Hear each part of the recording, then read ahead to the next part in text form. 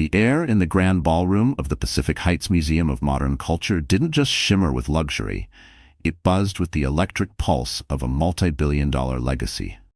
This was the evening of the prestigious Crestfall Foundation Gala, the crown jewel of San Francisco's high society. At its center stood Callum Crestfall, a tech mogul with a predator's grin and the master key to the digital empire.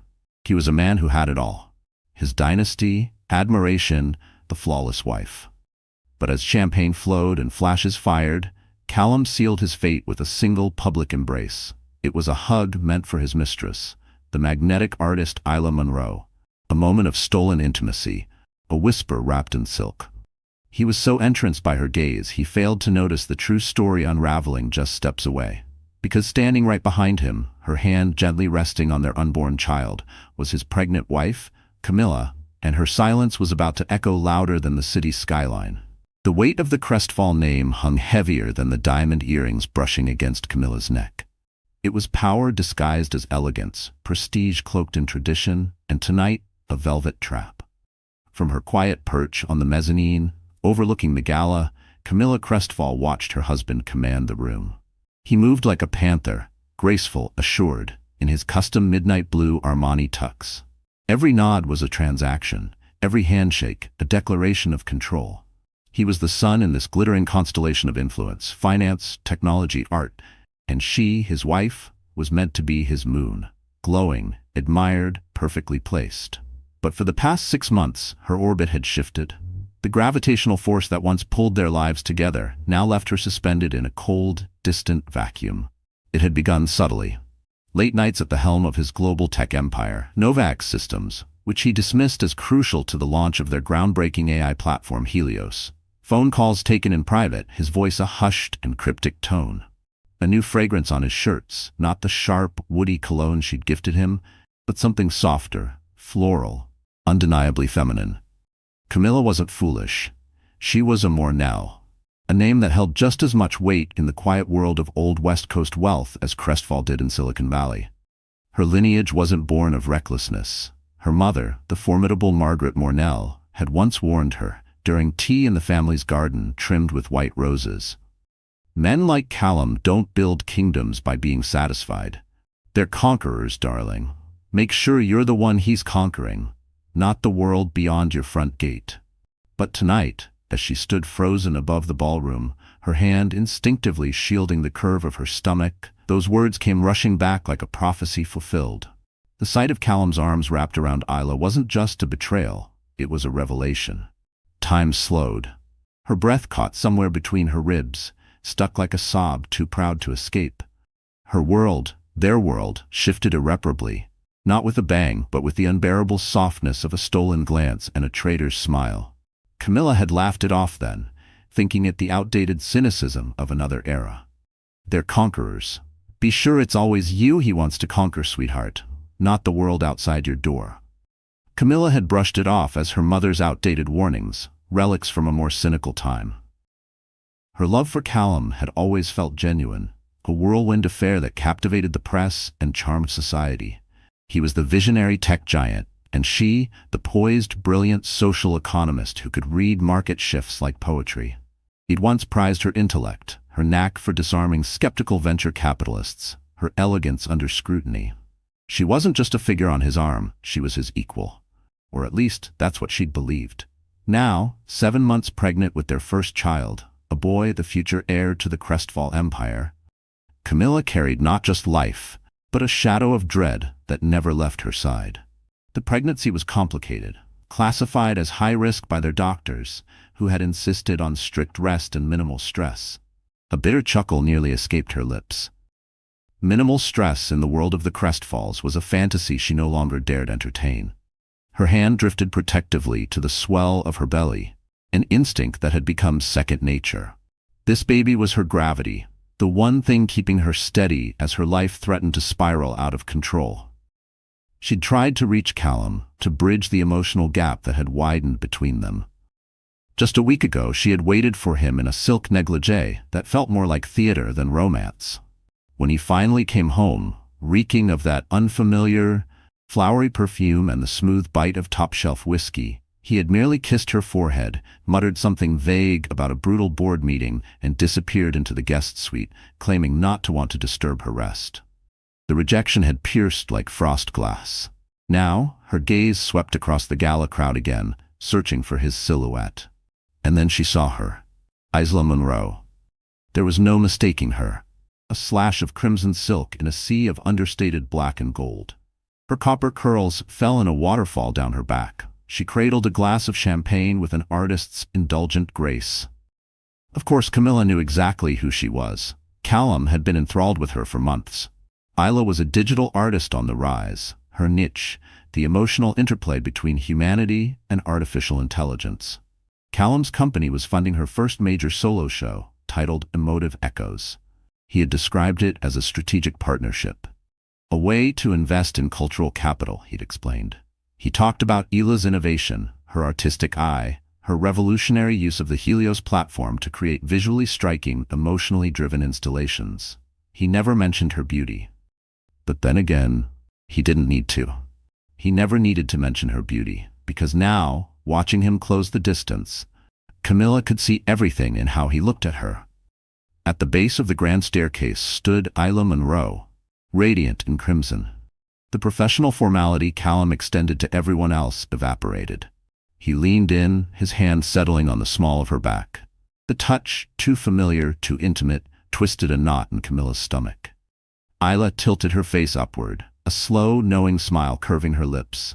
They were locked in their own world, untouched by the hundreds of eyes scanning the room. Camilla barely registered the shimmer of silk beside her until she heard a voice at her shoulder. "Are you seeing this?" said Evelyn, her closest friend, voice low and sharp. "He's not even trying to be discreet." "It's business," Camilla replied automatically, the lie dry and bitter on her tongue. "Nova X is backing her solo show, Evie. The way he's looking at her has nothing to do with business," Evelyn snapped, "and everything to do with the fact that dress might as well be spray paint." Her loyalty stung like a slap meant to wake her up. "You need to go down there, mark your territory." The phrase felt ancient, undignified. But Evelyn was right. She couldn't stand on the balcony like a ghost watching her own life disappear. Camilla inhaled slowly, rolled her shoulders back. The velvet of her deep sapphire maternity gown swept around her in graceful folds. She was Camilla Mornell Crestfall, the woman who bore the family name, the future mother of its heir. She would not be erased. Each step she took down the marble staircase was deliberate, controlled. Heads turned. Smiles flickered toward her with rehearsed politeness. She kept her own expression calm, refined, a smile as polished as glass. The wife had arrived. As she moved through the crowd, she felt the subtle shift in the atmosphere, guests clocking her entrance and the tableau playing out near the staircase. The air grew taut with anticipation, silent murmurs forming behind champagne flutes. Callum was laughing now, freely, openly. It was a laugh Camilla hadn't heard from him in months. Isla reached up and brushed something invisible from his lapel, her fingers lingering far too long. The easy intimacy made Camilla's throat tighten. She was 10 feet away. Then 5.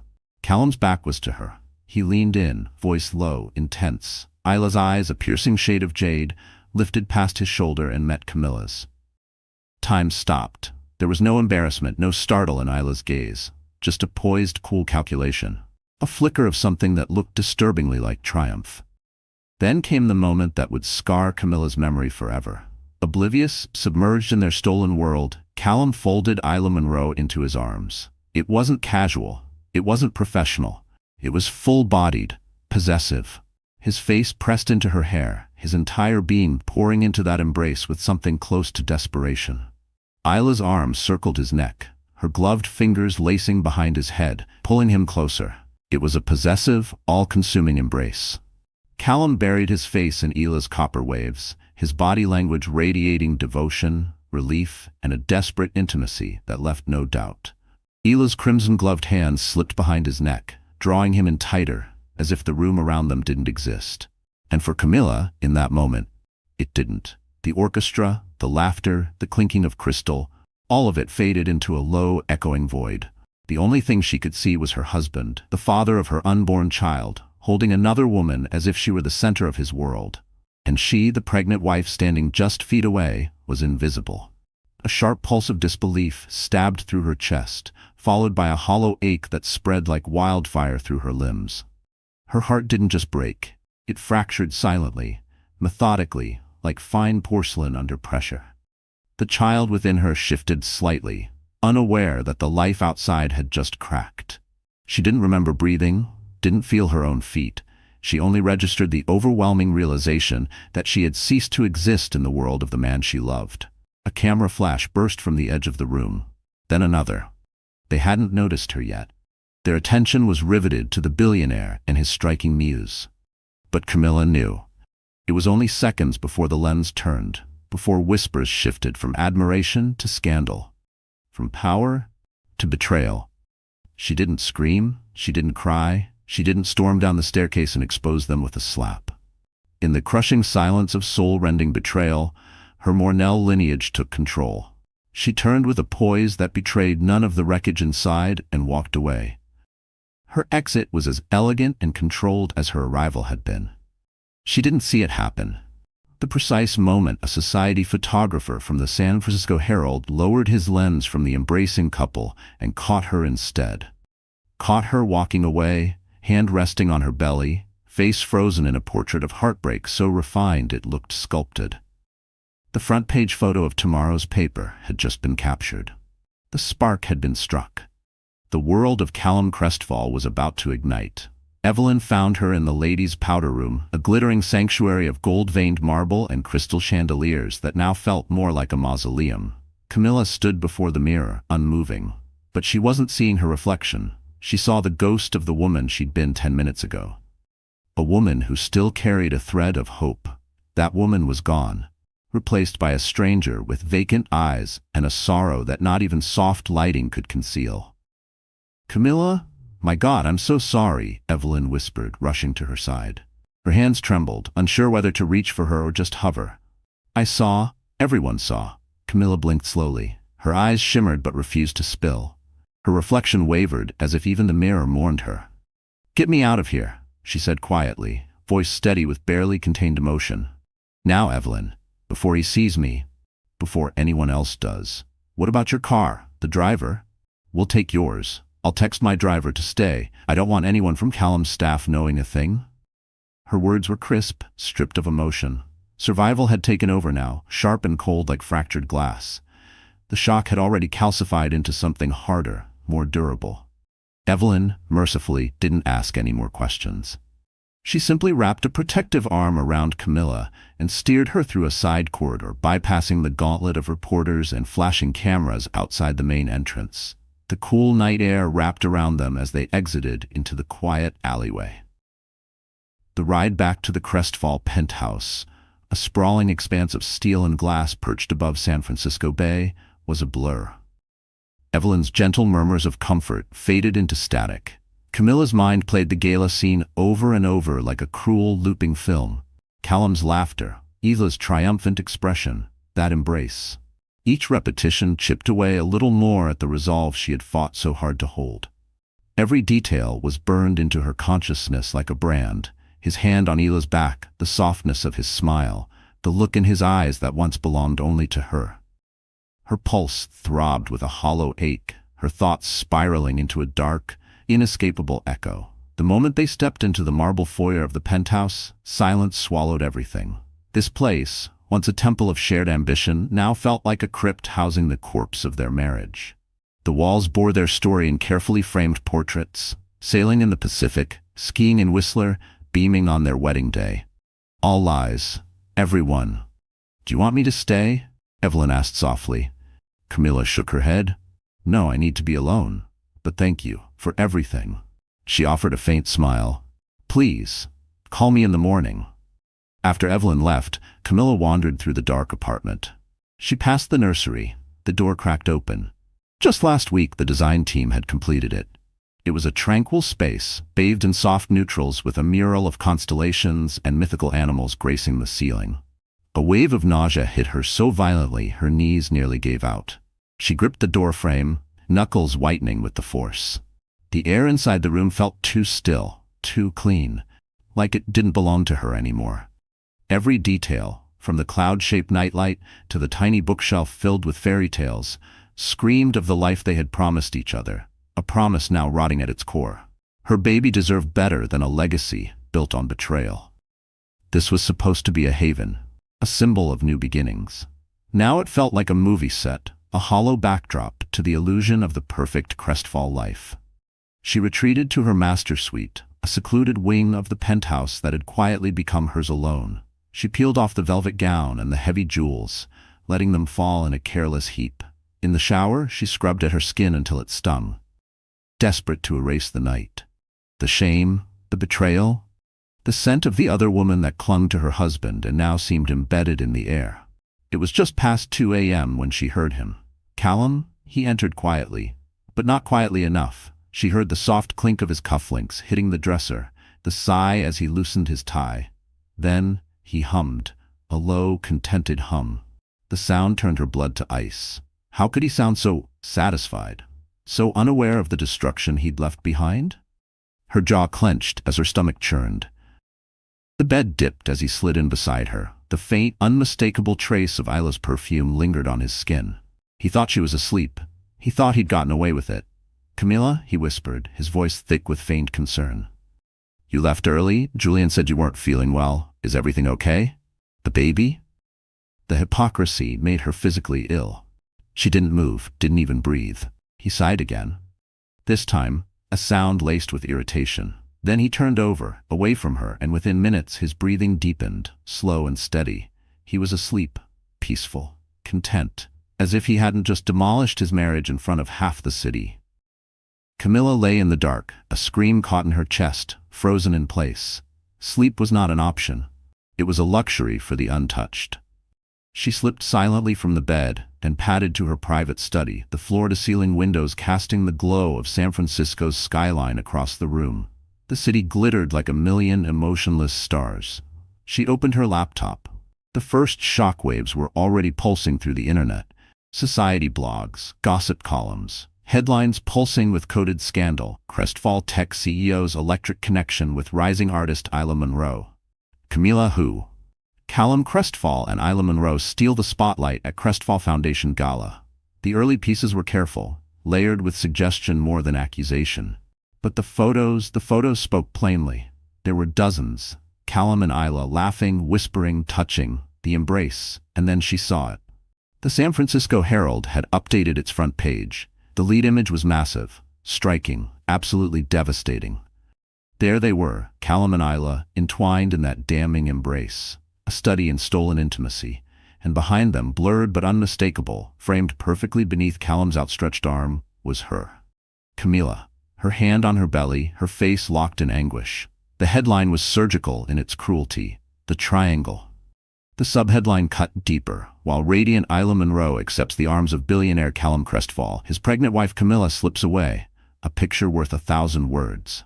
Pain lanced through her side so sharply she doubled over, clutching her belly as the room tipped sideways.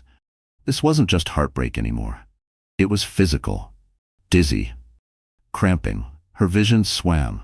She dragged herself across the room, hand shaking as she reached the desk phone. Her fingers barely hit the right digits as she called the emergency line for her obstetrician. She could hardly hear her own voice over the rush in her ears. She described her symptoms as best she could. The response was swift, firm. "Get to the hospital, now." She hung up, heart racing. She couldn't wake Callum. She wouldn't. She couldn't let him wear the mask of a devoted husband. Not now. Not when this pain, this terror was hers alone. This was not for performance. This was real. She couldn't let him see her like this. This was her battle to fight alone. With trembling fingers, she called the one person she could trust without question. The one whose loyalty lay with the Mornell name, not the Crestfall one. "It's Camilla," she whispered when the line picked up. "I need you to meet me at the service entrance. 10 minutes. Tell no one." Julian Croft, Callum's closest friend and the COO of Novak Systems, stood in the pristine two-white corridor of the St. Gabriel maternity ward. His designer suit felt almost offensive in the sterile environment. He had arrived 20 minutes after Camilla, summoned by a frantic Callum who had woken to an empty bed, and a photo that was now igniting the internet like wildfire. "How is she?" Callum demanded, raking a hand through his disheveled hair. The composed mogul from the gala was nowhere to be seen. In his place stood a man unraveling. The doctor said the stress caused a minor placental abruption.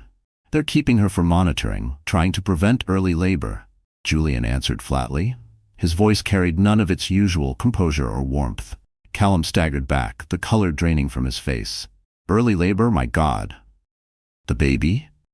They think he'll be okay. She's stable for now, resting. Julian finally looked at him, really looked at him, with eyes so sharp, so full of restrained fury, they could have cut steel. She won't see you, Callum. What do you mean she won't see me? She's my wife. No, Julian said quietly, firmly. She asked for her mother. Margaret's in there now. And her exact words, Julian added, each syllable deliberate, were, I don't want that man anywhere near me or my son. The words hit him like a punch to the gut. That man, not Callum, not her husband. The distinction was as cruel as it was clear. He had gone from her partner to a stranger in less than a night. The title he had worn so proudly, that of husband, protector, father-to-be, had been ripped away with a single phrase. She doesn't understand, Callum insisted, panic creeping into his voice. It was a misunderstanding. The angle, the photo. Ela is just, she's a colleague, an artist. Julian stared at him in disbelief. A colleague, he repeated, voice like a razor. Callum, I've stood by you through everything. I've covered your late nights. I've lied to Evelyn for you, something I've regretted every damn day. I warned you, I told you were playing with fire. His voice rose, trembling with disgust. And now the whole world's in flames. And you're still trying to pass it off as colleagues? There was no saving him from the wreckage anymore. Julian's voice, usually a bastion of calm logic, was now laden with betrayal. Not just Camilla's, but his own. He had believed in Callum once. That belief was gone. The silence that followed was suffocating. Before Callum could say another word, the door to Camilla's hospital room opened. Margaret Mornell stepped out. Her spine was straight as steel, her face unmoving, regal, unshakable. She was the embodiment of aristocratic rage. Margaret Mornell strode straight up to Callum, her eyes glinting like shards of ice. She didn't raise her voice. She didn't need to. Her words were soft, measured, and lethal.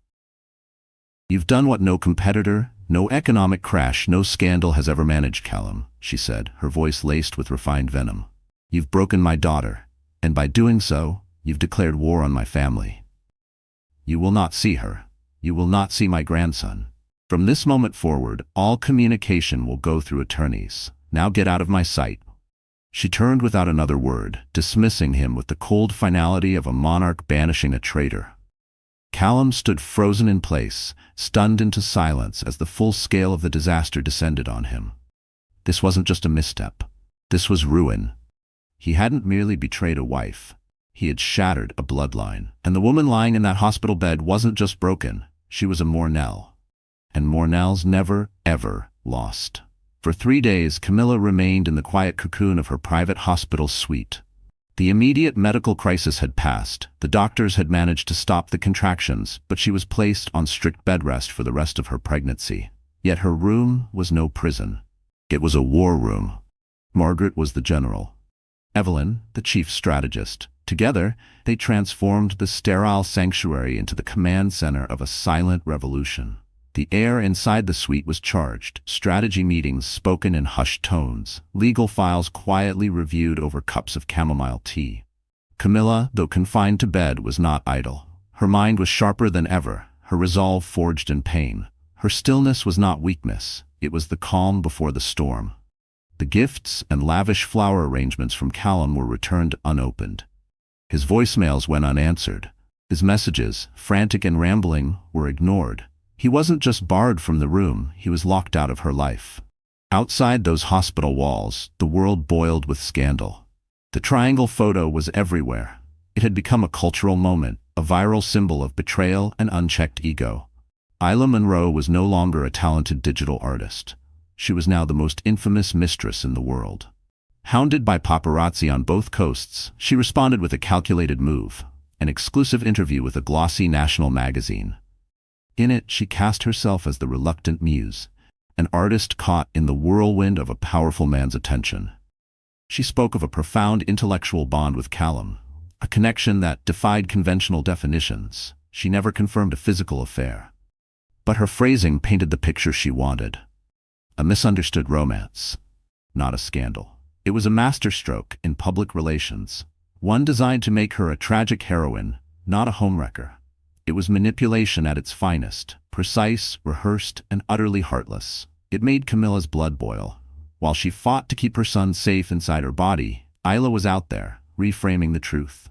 This woman was constructing her own mythology, weaving a tapestry of artistic half-truths. "She's good," Margaret Mornell remarked dryly, reading the article on her tablet. "She's playing the long game. She doesn't want to be a passing muse. She wants to be the next Mrs. Crestfall." "There won't be a next Mrs. Crestfall," Camilla replied, her voice stripped of emotion. "There will only be what's left of Callum." Meanwhile, Callum was in full-blown damage control. He issued a formal statement through Novak's systems, condemning the malicious invasion of privacy and referring to Isla Monroe as a respected business collaborator. He spoke of his unwavering love and support for his wife during a difficult time for their family. The corporate spin was so see-through, it bordered on insulting. He leaned on Julian again, calling him at every hour, begging him to act as a go-between. But the loyalty Julian once had was gone, burned to ash. "I've spoken to her lawyer," Julian told him on the phone, his voice tired. "She's serious. They're drafting the papers." "She's pregnant," Callum protested, desperation creeping into his tone. "She's hormonal. She doesn't mean it. Once she's home, I'll talk to her. I'll fix it." "You still don't understand, do you?" Julian's voice held no anger, only pity. Which was worse. "You didn't just cheat on your wife, you cheated on Camilla Mornell. You humiliated her in front of the entire world. You didn't just betray a marriage, you shattered a legacy. You broke the one thing she gave you that was sacred, trust. She wasn't just your wife, Callum, she was your partner. Do you even remember what that word means?" That word haunted Callum now, partner. Camilla hadn't been just his spouse, she had been his counsel, his strategist, the one who brought old money instincts to his bold new money empire. She'd talked him out of reckless acquisitions, steered him into visionary ventures. Helios, the AI platform that had brought Ela into their lives, had been Camilla's idea, her brainchild. The irony was poison. Now he was adrift, personally and professionally. Whispers had begun to ripple across Sandhill Road and Wall Street alike. Was Callum Crestfall slipping? Was the turmoil in his private life clouding his business judgment? Novak's stock, once untouchable, dipped several points. A minor slide, but enough to raise eyebrows. The sharks had caught the scent. Back in the hospital, Camilla wasn't just healing, she was preparing. "Humiliation," she said to her mother, "is a powerful motivator." "She's not just leverage," Camilla said, staring out the hospital window at the glittering skyline. "But this isn't just about a legal strategy. I need more than a photo, I need leverage." "What are you thinking, darling?" Margaret asked, her tone soft but her gaze razor-sharp. Elam murmured, "Callum may be a fool, but he's a brilliant fool. He wouldn't jeopardize everything for just anyone. There's something about her, too refined, too perfect. People like that, they're rarely what they seem." And so the quiet investigation began. Margaret engaged the family's trusted team of private investigators, professionals whose loyalty had been secured by Mornell retainers for generations. This wasn't about exposing a mistress. It was a full-scale forensic excavation. Every corner of Isla Monroe's past would be examined. Birth records, education, employment, tax history, and everything in between. At first, there was nothing. Her life read like a textbook rise. Born in Oregon, art scholarship to RISD, an impressive, steady climb through the New York gallery circuit. Squeaky clean. Too squeaky. The breakthrough came from an unexpected direction. A junior investigator, sharp, tech-savvy, and not bound by conventional methods, ventured into darker territory. He cross-referenced metadata from Isla's earliest known digital artworks, tracing usernames, forum aliases, and forgotten digital footprints. That's when he found her ghost. Before she was Isla Monroe, the acclaimed digital artist, she had been known online by another name, Astra. Astra had once been a key figure in a highly secretive hacker collective. The same collective investigated but never charged for a sophisticated cyber attack on a major tech rival to Novak Systems, back when the company was still climbing. But that wasn't the twist. The twist was in who Astra had been corresponding with during that era. Encrypted chat logs uncovered deep in archived data revealed extensive conversations between Astra and another alias, Car3N. The content of their dialogue was staggering. Discussions on exploiting digital vulnerabilities, manipulation psychology, and philosophies of corporate disruption. The junior investigator ran an advanced linguistic analysis on Car3N's digital voice, examining writing patterns, sentence structures, and unique technical phrasing. Then he cross-checked it with internal communications from Novak's senior leadership, archived press releases, memos, investor notes. The result hit like thunder. Inside the sterile calm of the hospital room, where the hum of machines quietly punctuated the air, the atmosphere shifted. Camilla, once still and pale, began to tremble. Not with fear, but with a seething, purposeful energy. Evelyn brought the encrypted report to the hospital on a secure laptop. Inside Camilla's private room, the three women huddled around the glowing screen. Camilla read in silence, her face pale, her eyes fixed. The conclusion of the report was as staggering as it was clear. With 98.7% certainty, based on linguistic forensics and IP traces logged from an old private server linked to a Silicon Valley country club, the alias Car3N belonged to Alistair Crestfall, Callum's father, the old guard titan, ruthless industrialist, the very man Callum had dethroned in a bloody boardroom coup 5 years ago to take control of Novak's. Their relationship had always been legendary in its toxicity. But this was treasonous. Now, it was something else entirely. It was a cold war, waged in silence, built on resentment and ambition. Alistair Crestfall had always viewed his son's progressive, more compassionate approach to leadership as weakness. He loathed Callum's marriage to Camilla, seeing the Mornell influence as a dilution of the ruthless Crestfall DNA. And now, the puzzle fit together with chilling precision. Isla Munro wasn't some coincidental artist. Callum hadn't just fallen for her. He'd been maneuvered. She was a weapon, crafted, polished, and deployed with surgical intent. She had more to gain from the collapse of Callum's personal and professional life than anyone else, except maybe his own estranged father. A scandalous divorce, blasted across every media outlet, could activate hidden clauses in Novak's bylaws. It could fracture Callum's control and send the stock into freefall, creating the perfect opening for a hostile takeover. Alistair wouldn't just reclaim the company, he would annihilate his son's entire world. Camilla leaned back against the pillows, the weight of the laptop resting atop her swollen belly. Her fingers trembled, but not from fear. A cold, deliberate smile curved at the edges of her mouth. Not joy, vindication. There was no pleasure in the pain, but there was power in clarity. The betrayal had been surgical, yes, but so would be her response. Her baby kicked beneath her hand as if echoing her rising determination. This wasn't just her war now, it was his inheritance she was defending. He didn't just cheat on me, she whispered, eyes still on the screen. He was set up, we all were. Margaret's expression turned grim. This isn't a divorce anymore, Camilla. This is war, and Alistair just handed you the ammunition to win it. Camilla picked up her phone. She didn't call her attorney, she didn't call the media. She sent a single text to Isla Munro. The penthouse, tomorrow, noon. Come alone. We have so much to talk about. Then a second message. To Callum, I'm coming home tomorrow. We need to talk. But not just the two of us. Isla will be there. Noon. Don't be late. The stage was set. Not for reconciliation, not for confrontation, for reckoning. And Camilla Crestfall would be the one calling action on the final scene. The Crestfall penthouse had never felt so icy. The expansive windows, usually radiant with light, now framed a city blanketed in cold steel gray. The minimalist interior, once celebrated as cutting-edge, now felt sterile, lifeless. It was the perfect set for what was to come. Callum prowled the massive living room like a caged animal. He had been ecstatic when Camilla's text arrived. He read it over and over, clinging to it like a life raft. It felt like the breakthrough he'd been praying for. But the euphoria quickly unraveled into unease. The demand that Isla be present was strange, a move he couldn't read, a power play. What was Camilla planning? Isla arrived first, at exactly 11:55 a.m.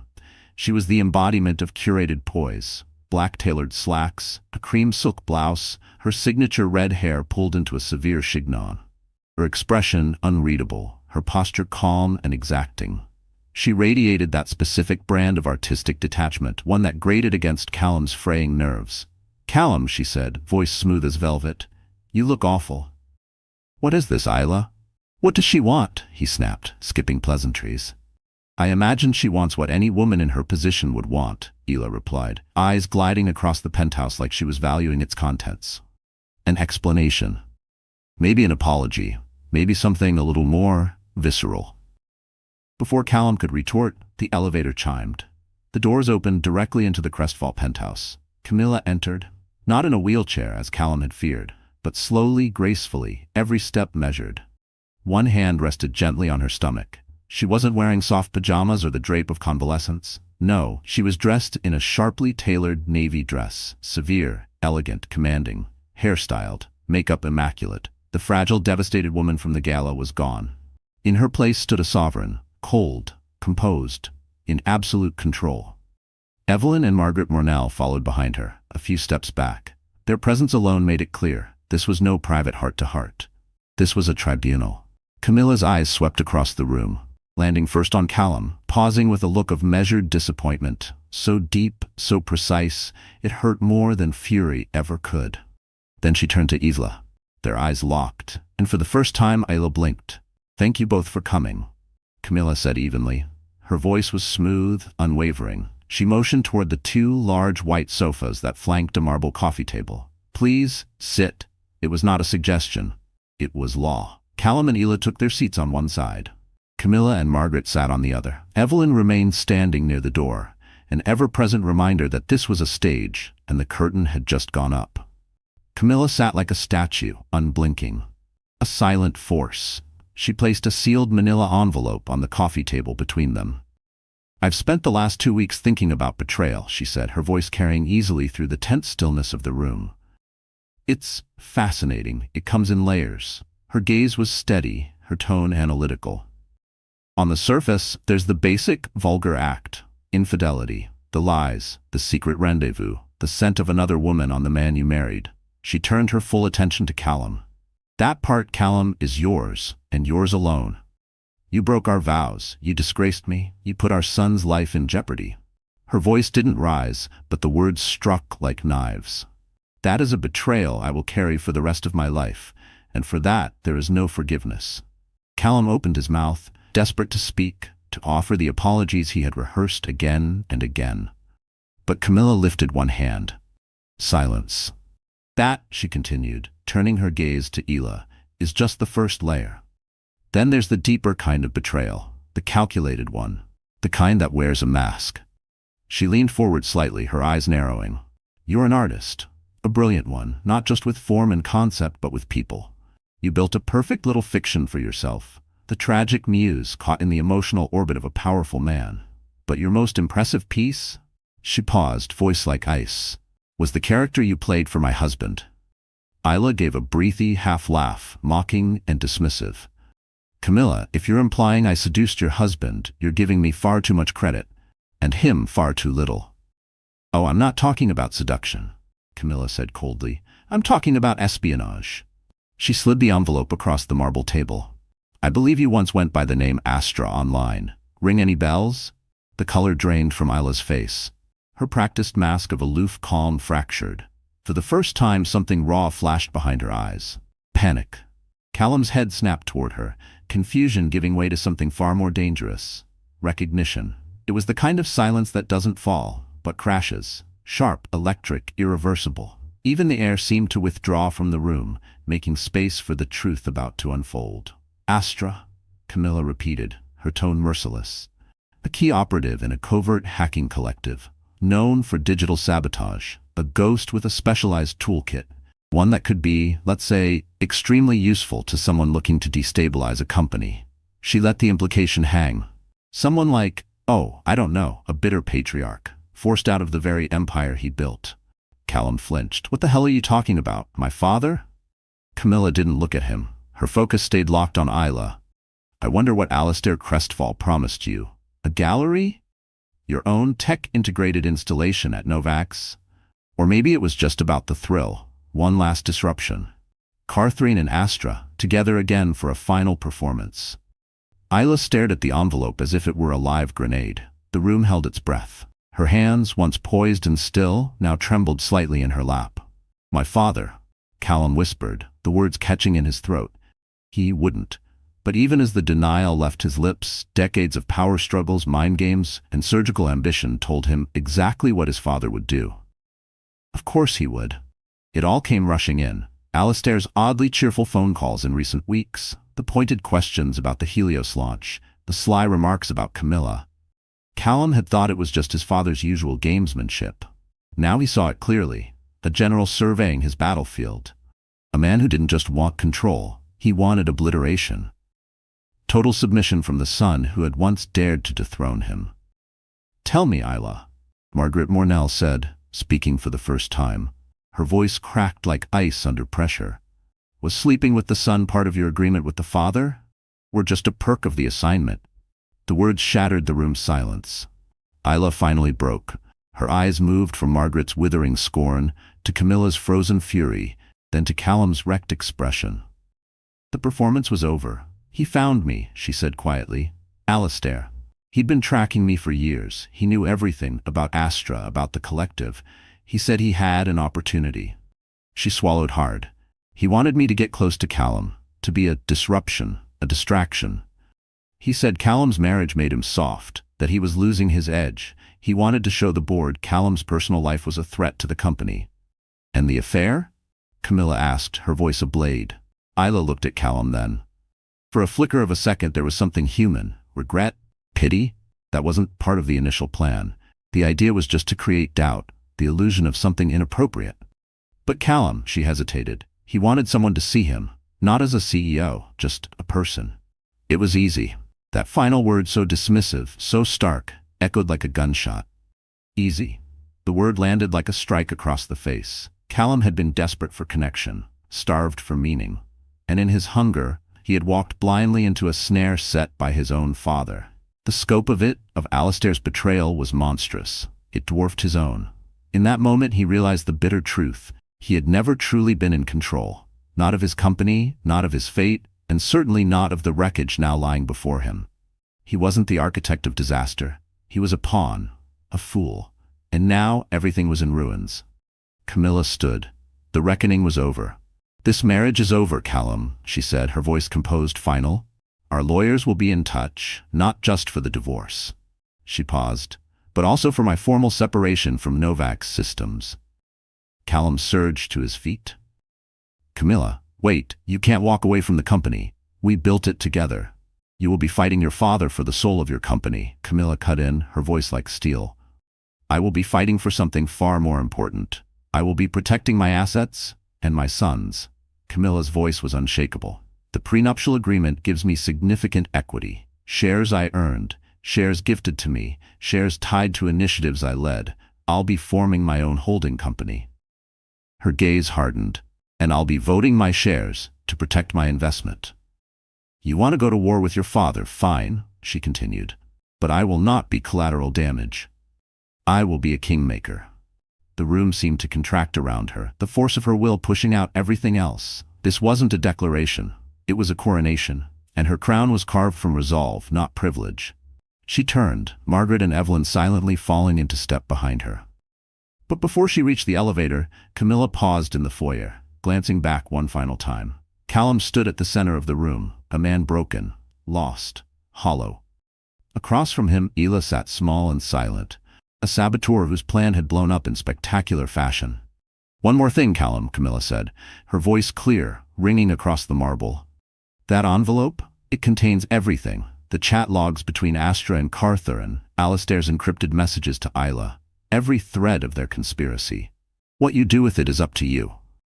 You can use it to destroy your father, to save what's left of your company. Or you can let him win." She let that hang. "Frankly, I don't care. My only priority now is the life I carry, a Mornell heir, and he will be raised far, far away from the poison of the Crestfall name." Her voice didn't tremble. Not once, not even when she said heir.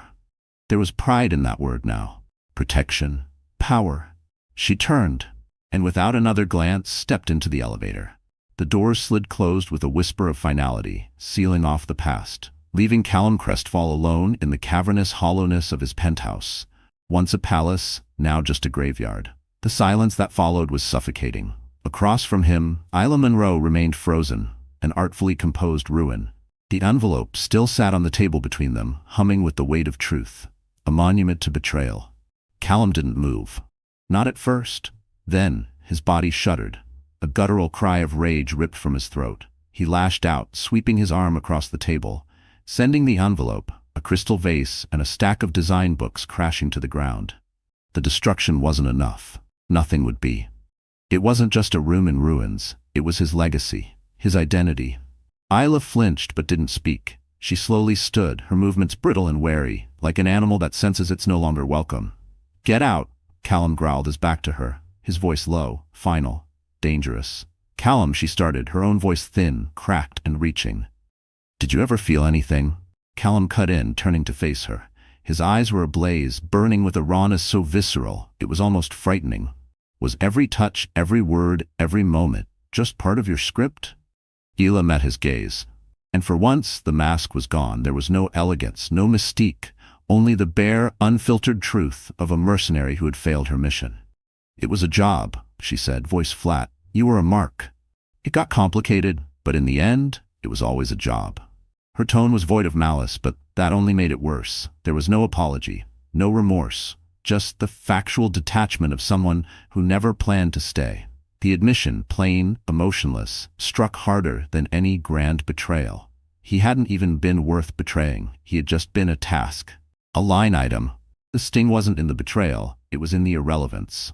Callum let out a sharp, humorless laugh, more breath than sound. He said nothing more, just pointed to the elevator. Isla gathered the last fragments of her dignity and walked out. The soft chime of the elevator doors closing echoed like a final note. She was gone. And Callum collapsed onto the nearest sofa, his face in his hands. He had been played by his father, by his lover, and in the end, outflanked by his wife. Humiliation was a sickness that clawed at his insides. The war for Novax was coming, but even victory now would taste like ash. The next 6 months were a masterclass in precision warfare. Litigation, strategy, ruthless clarity. Camilla's legal team moved like a surgical strike force. The divorce filings were clean but lethal, a cold record of failures. Not just as a husband, but as a fiduciary whose recklessness endangered mutual assets. Simultaneously, Camilla launched Mornell Holdings. It wasn't just a shell to protect her wealth. It was a throne, a new empire, built not in spite of pain, but because of it. The firm's first board meeting was held in a room full of light and modern warmth, oak wood, curated canvases, and fresh flowers. It was everything the steel and glass chill of Nova X wasn't. Her foundation asset, a massive, voting-strong block of Novax shares. Instantly, she became a key player on the street, an unignorable force. The message? Camilla Mornell wasn't retreating. She was advancing. Armed with the digital arsenal from that manila envelope, Callum mounted his own quiet coup. The confrontation with Alistair wasn't loud. It wasn't dramatic. It was lethal. Inside the Novax boardroom, Callum presented the evidence, encrypted logs, financial trails, the full digital narrative of betrayal. Alistair's allies, once staunch, now pale, sat stone-faced as the evidence built. The older Crestfall flailed, denials fell flat, the weight of proof silenced him. He was given a choice, a quiet, complete divestment and lifelong retirement. Or federal charges for corporate espionage. The old lion had no more roar. Alistair Crestfall signed the exit documents, his signature shaky with impotent rage, and vanished from the world he once ruled. Callum had won. He was now the undisputed ruler of Novax Systems. His grip on the company was absolute. But the triumph was hollow. The penthouse was a mausoleum. He drifted through its silent halls like a ghost, unable to face the sealed nursery meant for a son he might never know. Work became his only refuge. He collapsed into sleep wherever exhaustion took him, usually on the living room sofa, still dressed, because the master bedroom had become sacred. It belonged to Camilla, to what they once had. He didn't deserve to set foot there. He had fought, clawed, and outmaneuvered, only to find himself king of an empire built on ash. No accolades, no power could silence the echo of the life he had forfeited. Then, in the crispness of early fall, news spread among the city's elite. Camilla had given birth, a healthy baby boy. And in her final, deliberate break from the Crestfall legacy, she named him Nicholas Mornell. There was no Crestfall heir. The dynasty Callum had once imagined himself preserving had ended with him. No hyphenated names, no shared bloodlines, just a clean, irrevocable departure. But the true ending didn't play out in courtrooms or boardrooms. It played out in quiet moments, in separate lives, built from the rubble. High above the city, inside the warm elegance of Mornell Holdings, Camilla stood by the window, gently rocking Nicholas in her arms. He was everything. Small, perfect, hopeful. He didn't represent power in the old sense. Stocks, leverage, control. He represented something pure, limitless potential. Love without condition. With each breath he took, he healed a wound she never thought would close. Her phone buzzed, a push notification from a finance app. Novax Systems Inc. reports record Q3 profits. Crestfall's focused leadership credited for unprecedented growth. She glanced at it. For a moment an echo stirred. The man she once loved. The empire they built together. But there was no pain, no anger, only a calm finality. A chapter closed. She kissed Nicholas's downy head and turned away from the skyline. Her eyes didn't linger on towers of glass and memory. They looked ahead, to the life in her arms. Across town, in the immaculate severity of his own corner office, Callum saw the same alert. Numbers soared. Investors cheered. Praise flowed. None of it mattered. He stared at his screen, at a photo posted that morning on a society blog. It was Camilla, in Central Park, pushing a stroller beneath the turning leaves. Her head tilted back mid-laughter, sunlight catching in her hair like it once had in his dreams. That expression, pure, unguarded joy, was something he hadn't seen in years. And now it was gone, unreachable. Reborn in a world where he no longer belonged. She was laughing, head tilted back, eyes shining, pure, unrestrained joy on her face as she looked down at her son. It was a kind of happiness Callum hadn't seen in years. A joy he had smothered. A light he had dimmed. And now, revived. But far from him. He could see everything in that photo. The way the golden autumn sun lit up her hair, the effortless elegance in the curve of her back, the quiet, radiant contentment that surrounded her like an aura. This was the woman he had once won, and carelessly discarded. This was the life he had traded away, for power, for ego, for something that now felt utterly hollow. He closed his eyes. The silence in his glass empire pressed in like concrete. He had won the company, defeated his enemies, preserved his name in the annals of business lore. But as he stared at the image of the life he could never reclaim, he knew with chilling clarity that he had lost everything. The cost of betrayal wasn't in dollars or contracts. It was the absence of a wife's laugh, the unreachable bond of a child's love, and he had thrown it all away. Willingly, blindly. So the empire of Callum Crestfall stood, a hollow pinnacle, built on ruins. But his world lay in ashes. This wasn't just a story of a broken marriage. It was a story of a father sabotaging a son, of ambition rotting love from the inside, and of a woman who refused to break. Camilla Mornell didn't walk away from the ruins. She built something greater, from the ground up, on her terms, strong, resolute, unbowed, and in doing so reminded the world that in the rarefied stratosphere of the ultra-wealthy, love, loyalty, family are the most dangerous pieces in the game. What did you think of Camilla's ultimate power play? Was Callum a villain or a pawn trapped in a bigger scheme? So the story is over. Our wonderful friends, are you still here with me even at this late hour?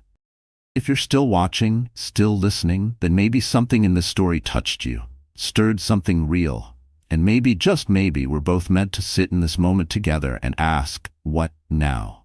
You see, this story wasn't just about betrayal or power. It was about losing everything and choosing not to stay broken, about being shattered in front of the world, yet still standing up, not for revenge, but for dignity, for a future built on self-respect, not old wounds.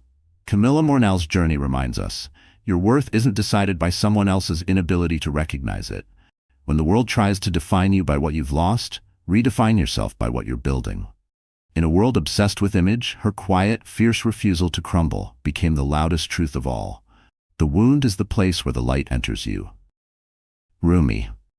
Pain doesn't just break us, it opens us. And maybe healing begins not when we forget, but when we understand who we are now because of what we survived. So if you've been hurt, betrayed, left behind, this is your moment too. Not to retaliate, but to rise, to begin again, to claim the life that you deserve, on your terms. If this story moved you, if Camilla's strength or Callum's regret spoke to a quiet place in you, then please like, share, and subscribe.